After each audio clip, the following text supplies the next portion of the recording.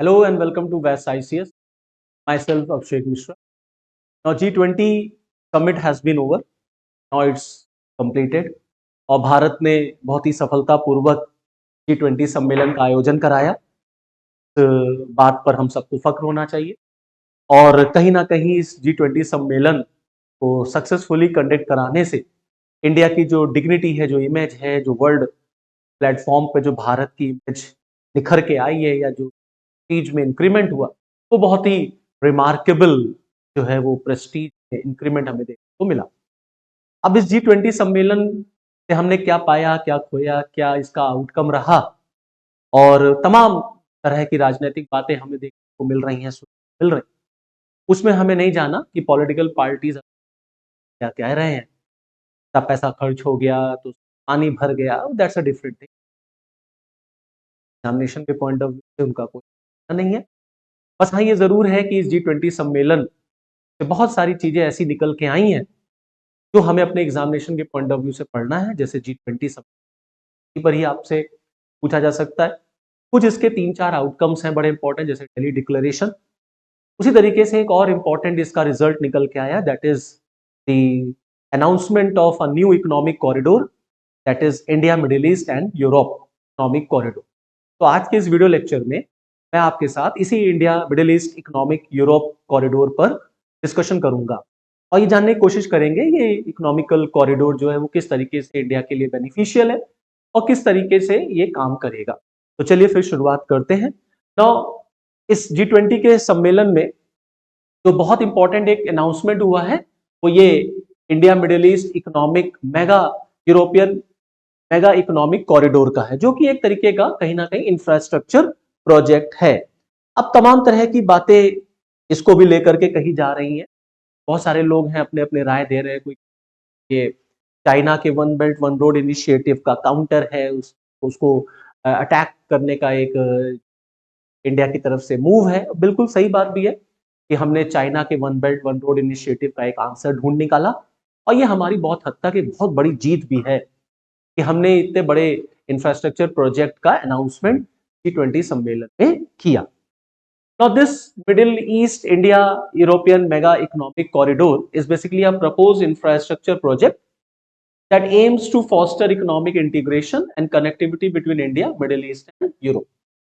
ये बेसिकली एक infrastructure project है जिसका उद्देश्य इकोनॉमिक इंटीग्रेशन को बढ़ाना, साथ ही साथ कनेक्टिविटी को बढ़ाना है between India, middle east and Europe.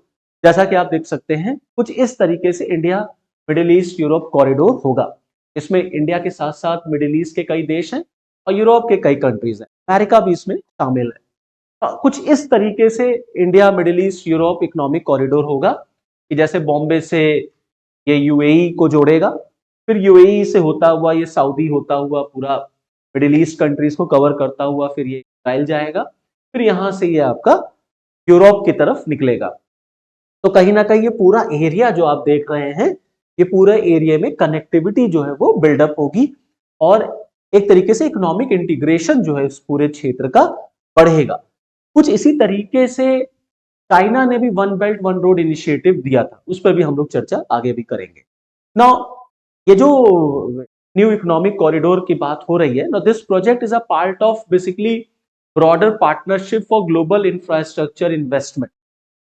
Now, global infrastructure investment is a collaborative effort involving G7 nations pooling resources to finance infrastructure projects in developing countries.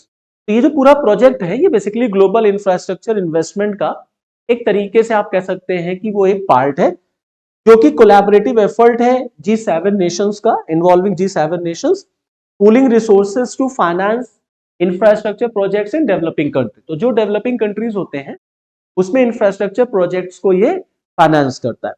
तो इस पूरे इकोनॉमिक कॉरिडोर में हमें दो तरह की कनेक्टिविटी देखने को मिलेगी। One is your sea route and second is your rail route. दो तरह की कनेक्टिविटी इसमें बिल्डअप होगी। जैसे तो बॉम्बे यूएई से कनेक्ट हो जाएगा थ्रू सी रूट, ये पूरा समुद्री मार्ग से कनेक्ट होगा, फिर यहां से ये रेलवे नेटवर्क से कनेक्ट होगा, फिर ये सी रूट से थोड़ा सा कनेक्ट होगा, फिर यहां से फिर ये सी रूट से जाएगा और यूरोप जो है आपका वो रेलवे नेटवर्क से कनेक्ट होगा। तो दो तरह से इसमें कनेक्टिविटी बिल्डअप होगी। एक समुद्र मार्ग से हम लोग इसको जोड़ेंगे और दूसरा कहीं ना कहीं रेलवे नेटवर्क से इसको जोड़ेंगे। तो ये बड़ा एक इंपॉर्टेंट माइलस्टोन निकल के आया G20 जो है सम्मेलन में इस साल। और जो बाइडेन ने भी इसको एक बिग डील अनाउंस किया कि ये बहुत बड़ी एक डील हुई है और आने वाली सदियां, आने वाली जनरेशंस जो हैं वो इसे याद रखेंगी। And this type of announcement और this type of economic corridor may be a game changer, और निश्चित तौर पर ये भारत के विकास के लिए बहुत अहम रोल निभाएगा और ये गेम चेंजर साबित होगा और इंडिया को 2047 में डेवलप्ड नेशन बनने में ये बड़ा हेल्पफुल होगा। और प्रॉपर वे में अगर ये इम्प्लीमेंट हो गया और हमने काम जल्द से जल्द शुरू किया और सक्सेसफुली इम्प्लीमेंट हो गया, तो बेशक इसमें कोई दो राय नहीं कि इंडिया के डेवलपमेंट में ये बड़ा इंपॉर्टेंट रोल प्ले करेगा और कहीं ना कहीं हम अपने जो है इकोनॉमिकल डेवलपमेंट को बूस्ट अप कर पाएंगे और एम्प्लॉयमेंट वगैरह के जो जनरेशन एम्प्लॉयमेंट वगैरह है उसको भी बहुत हद तक हम इस ऐसे प्रोजेक्ट से बढ़ा सकते हैं। तो अब देखते हैं एक बार एक करके, एक वन बाय वन, कि क्या ये प्रोजेक्ट है, क्या इसके बेनिफिट्स होने, पूरा एक ओवरव्यू समझते हैं। तो this project basically includes a rail shipping corridor. मैंने अभी आपको बताया कि इसमें बेसिकली रेलवे और शिपिंग कॉरिडोर ज्यादा से कनेक्टिविटी होनी है इसकी। और इसके प्राइमरी ऑब्जेक्टिव जो है वो इनहैंसिंग ट्रेड। जब ऑब्वियस सी बात है कनेक्टिविटी हो जाएगी, जब ये पूरा एरिया कनेक्ट हो जाएगा तो कहीं ना कहीं यहाँ से व्यापार को बहुत हमें हेल्प मिलेगी। डायरेक्ट कनेक्टिविटी देखिए हो रही है, तो व्यापार का जो रास्ता है वो बहुत हद तक खुल जाएगा। अभी जैसे फॉर एग्जाम्पल हम मिडिल ईस्ट से मान लेते हैं, दुबई से, जैसे सऊदी अरब से, यूएई से अगर हमें ऑयल इंपोर्ट करना होता है तो हमारे लिए ऑयल इंपोर्ट करना बड़ा इजी हो जाएगा। कनेक्शन देख रहे हैं आप, कनेक्टिविटी बढ़ जाएगी, पीपल टू पीपल जो कांटेक्ट है वो बहुत हद तक बढ़ेगा। और पाकिस्तान के जो रुकावटें जो पाकिस्तान डालता है कि हमको अगर यूरोप से कनेक्ट होना है और पाकिस्तान वाया पाकिस्तान जाना है, तो पाकिस्तान उसमें बहुत रुकावटें डाल देता है, तमाम तरह के बैरियर्स क्रिएट करता है। तो ये एक अल्टरनेटिव रास्ता निकल के आया कि पाकिस्तान अगर हमें जो है रास्ता नहीं देता तो हम इस तरीके से दुनिया के साथ कनेक्ट हो जाएंगे और अपने व्यापार को हम बढ़ा सकते। तो इससे बहुत हद तक जो है व्यापार भारत का बढ़ेगा और ऑब्वियस सी बात है जब व्यापार बढ़ेगा तो रोजगार मिलेगा, रोजगार होगा तो आपकी आमदनी बढ़ेगी, देश का विकास होगा। उसके बाद इंफ्रास्ट्रक्चर डेवलपमेंट बहुत तेजी से होगा, आधारभूत संरचना का विकास होगा, इन क्षेत्रों में स्टेबिलिटी आएगी, इकोनॉमिकल स्टेबिलिटी आ सकती है, तमाम जो बेरोजगारी की दर है उसको हम कम कर सकते हैं। तो कहीं ना कहीं रीजन में स्टेबिलिटी लाने में भी बड़ा इंपॉर्टेंट रोल प्ले करेगा। Now, the corridor is expected to boost prosperity among participating nations. जितने भी देश इसमें पार्टिसिपेट कर रहे हैं वो वहां प्रोस्पैरिटी लाने में बहुत हेल्पफुल होगा। Facilitating the flow of energy resources and digital communication, thereby stimulating the economic growth। तो एनर्जी रिसोर्सेज का फ्लो बढ़ जाएगा, डिजिटल कम्युनिकेशन और इकोनॉमिक ग्रोथ बूस्ट अप होगा। It will also address the infrastructure deficit. ऐसे क्षेत्र जहां पर अब संरचना की कमी है, आधारभूत संरचना की कमी है, इंफ्रास्ट्रक्चर डेवलपमेंट का डेफिसिट है वहां पर, उनको ये एड्रेस कर सकता है, which is essential for sustainable development and economic expansion. Now, by fostering economic integration and cooperation, the project aims to reduce tension in and insecurity in Middle East, promoting regional stability.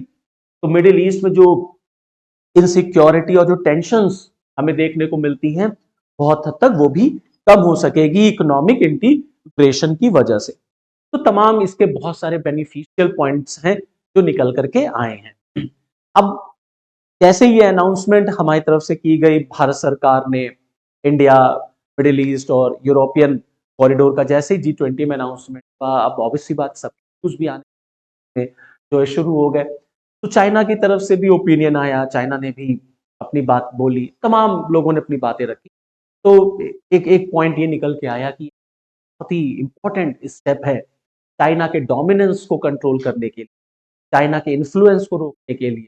और जो China ने पूरी दुनिया को एक साथ जोड़ने के लिए one belt one road initiative शुरू किया था, उसका ये आंसर है, उसका ये काउंटर है जो इंडिया के फेवर में जाता है। अब one belt one road initiative जो चाइना ने शुरू किया उसमें भी कुछ इसी तरीके से बात की गई थी कि हम एशिया, यूरोप और अफ्रीका के देशों को आपस में जोड़ दें, जिससे कि ट्रेड और इंफ्रास्ट्रक्चर कनेक्टिविटी बढ़ सकेगी, तो आपस में व्यापार जो है होगा। तो इंडिया इस वन बेल्ट वन रोड में शामिल नहीं है, हम इसके मेंबर नहीं थे। अब ऑब्वियस सी बात है, चाइना इस तरीके की परियोजनाओं के साथ पूरे विश्व में कहीं ना कहीं अपने इन्फ्लुएंस को बढ़ाना चाहता है। वो पैसा इन्वेस्ट करके डेवलपिंग कंट्रीज में, पुअर कंट्रीज में, स्पेशली अफ्रीकन कंट्रीज में वहां के रिसोर्सेज को यूज करता है और फिर उन देशों को डेब्ट ट्रैप में फंसा देता है। और डेब्ट ट्रैप में एक बार आप फंस गए, बस आपके संसाधनों पर कब्जा चाइना कर लेगा। तो कहीं ना कहीं ये चाइना का एक नियो कोलोनिज्म का स्टाइल है या नियो इम्पीरियलिज्म इसे आप कह सकते हैं। जैसे फॉर एग्जांपल श्रीलंका है, श्रीलंका में चाइना ने इन्वेस्ट किया, लोन दिया, श्रीलंका करप्ट हो गया। रिजल्ट क्या रहा? चाइना को श्रीलंका बंदर का पोर्ट लीज पर दिया। तो कहीं ना कहीं चाइना की स्ट्रैटेजी है और चाइना अपनी इस स्ट्रैटेजी से पूरे वर्ल्ड को डोमिनेट करना चाहता है, यह भी शामिल। तो भारत को, साथ ही साथ दुनिया के तमाम देशों को, अमेरिका वगैरह को, चाइना का भी तो हमें काउंटर करना पड़ेगा। चाइना का भी उसी आंसर के फॉर्म में इसको देखा है। ये एक बहुत बढ़िया स्टेप इंडिया ने, बहुत जबरदस्त अनाउंसमेंट भारत ने की है और ये मिडिल ईस्ट और यूरोपियन कंट्री के साथ अगर हम मिल करके तो इम्प्लीमेंट कर दिया सक्सेस, तो बहुत हद तक ये चाइना के डोमिनेंस को, उसके इन्फ्लुएंस को कम कर ले जाएगा। नाउ यहाँ पर एक बात बताने की और भी बहुत जरूरत है कि जब ये one belt one road initiative शुरू हुआ था, तो आप देखेंगे G7 का एक सबसे प्रमुख देश इटली, ये पहला देश था जिसने one belt one road initiative में आपको शामिल होने का अनाउंसमेंट। और अभी देखिए G20 सम्मेलन का ये भी एक बहुत बड़ा अचीवमेंट है, इटली ने अपने आप को वन बेल्ट वन से बाहर निकालने कर लिया। तो कहीं ना कहीं इस गवर्नमेंट के अनाउंसमेंट, गवर्नमेंट के से चाइना के one belt one road initiative की हवाएं निकल गई और एक एक के बाद एक देश जो चाइना के जो उसका जो भ्रमजाल है उससे वो बाहर निकल रहे हैं। तो भारत को एक बहुत बड़ी जो है उपलब्धि यहाँ मिली है G20 सम्मेलन में कि हमने दुनिया को चाइना का चेहरा दिखाया, चाइना किस तरीके से चेहरा करके गरीब देशों को अपने जाल में फंसाता है। इसीलिए आप देखिए G20 में हमने अफ्रीकन यूनियन को शामिल करवाया। क्यों? क्योंकि अफ्रीका में चाइना का बहुत बड़ा इन्वेस्टमेंट और चाइना वहां पर भी इस तरीके का रोल प्ले करता है। तो हम अफ्रीकन कंट्रीज को G20 में शामिल करा के वहां पर उन देशों को चाइना के एक्सप्लॉयटेशन से बचा रहे हैं। तो ये भी इंडिया का एक बहुत बड़ा अचीवमेंट रहा इस G20 सम्मेलन में। नो अब ऑब्वियस सी बात है, बहुत ही एम्बिशियस प्रोजेक्ट है ये इकोनॉमिक कॉरिडोर। जितना एम्बिशियस प्रोजेक्ट होगा उतने ही उसके रिस्क भी होंगे, उतने चैलेंजेस भी होंगे। तो इसमें भी बहुत सारे चैलेंजेस इन्वॉल्व हैं। अब इन चैलेंजेस को हमें पूरा करना होगा। इन चैलेंजेस को अगर हम पूरा कर ले गए तो हम इस प्रोजेक्ट को इम्प्लीमेंट कर ले जाएंगे। नो क्या क्या चैलेंजेस हैं? सबसे पहला चैलेंज हाई कॉस्ट। ऑब्वियस सी बात है, प्रोजेक्ट बहुत बड़ा है, तमाम देशों को जोड़ना है, कोई छोटा मोटा प्रोजेक्ट तो है नहीं कि 2 शहरों को जोड़ देना है। बॉम्बे से आप यूएई तक पूरा शिप कनेक्टिविटी, पूरा सी कनेक्टिविटी आप लेके जाएंगे, फिर वो रेल कनेक्टिविटी होगी। तो बहुत उसमें एम्बिशियस प्रोजेक्ट है। ऑब्वियस सी बात है, उसमें पैसे का इन्वॉल्वमेंट भी बहुत होगा, तो पैसा इसमें बहुत खर्च होना है। अब कौन देश कितना पैसा लगाएगा, कौन कितना इन्वेस्टमेंट करेगा, ये एक बहुत बड़ी चुनौती है। इंडिया कितना इन्वेस्ट करेगा, क्योंकि इंडिया सेंटर में है, तो इंडिया कितना इन्वेस्ट करेगा, मिडिल ईस्ट के कंट्रीज कितना इन्वेस्ट करेंगे, यूरोपियन कंट्रीज कितना इन्वेस्ट करेंगे, फ्रांस वगैरह जो इसके मेंबर हैं वो कितना इन्वेस्ट करेंगे। तो ये एक बहुत बड़ी चैलेंज की, बहुत बड़ी चुनौती होगी कि भैया पैसा जो है कौन कितना देगा। दूसरा, द नीड टू कोऑर्डिनेट, ये भी एक बहुत बड़ा है। इतने सारे देश, कोई 2 लोग तो मिलकर काम कर नहीं रहे, अब इतने सारे देश जो हैं वो इस प्रोजेक्ट पे काम करेंगे, तो आपस में समन्वय, आपस में कोऑर्डिनेशन होना चाहिए। जो डिफरेंसेस हैं हमें उसको भुलाना पड़ेगा, तब जाकर के कहीं आप इतना एम्बिशियस प्रोजेक्ट इंप्लीमेंट कर पाएंगे। तो कोऑर्डिनेशन भी एक बहुत बड़ा चैलेंज है। दूसरा, the potential for political instability in the region. क्षेत्र में राजनीतिक अस्थिरता, अब किसी देश में राजनीतिक अस्थिरता देखने को मिली तो पता चला उसने अपने आप को इस कॉरिडोर से बाहर कर लिया। तो ये पॉलिटिकल इंस्टेबिलिटी, ये भी एक चैलेंज हमें इसे भी ओवरकम करना पड़ेगा। And last but not the least, obvious सी बात है इस प्रोजेक्ट में बहुत सारे इन्वायरमेंटल इशू शामिल हैं, क्योंकि तब बड़ा प्रोजेक्ट आप बनाएंगे, जाहिर सी बात है पर्यावरण के मुद्दे तो आएंगे ही आएंगे, आपको इन्वायरमेंटल इश्यूज को भी डील करना पड़ेगा। और इस प्रोजेक्ट को ऐसे शामिल किया जाए या ऐसे इंप्लीमेंट किया जाए कि हम सस्टेनेबल डेवलपमेंट को इंप्लीमेंट कर पाए, मतलब डेवलपमेंट और इन्वायरमेंट के बीच हम बैलेंस। प्रोजेक्ट तो जरूरी है, इन्वायरमेंट भी जरूरी है। जो आपकी बायोडायवर्सिटी है वो डिस्ट्रॉय नहीं होनी, इन्वायरमेंट आपका डिग्रेड नहीं होना चाहिए, तमाम इन्वायरमेंटल इशू को भी हमें हैंडल करना पड़ेगा। So therefore, in last, one can say that project is very ambitious, very important from India's point of view, but it should be implemented in a sustainable manner.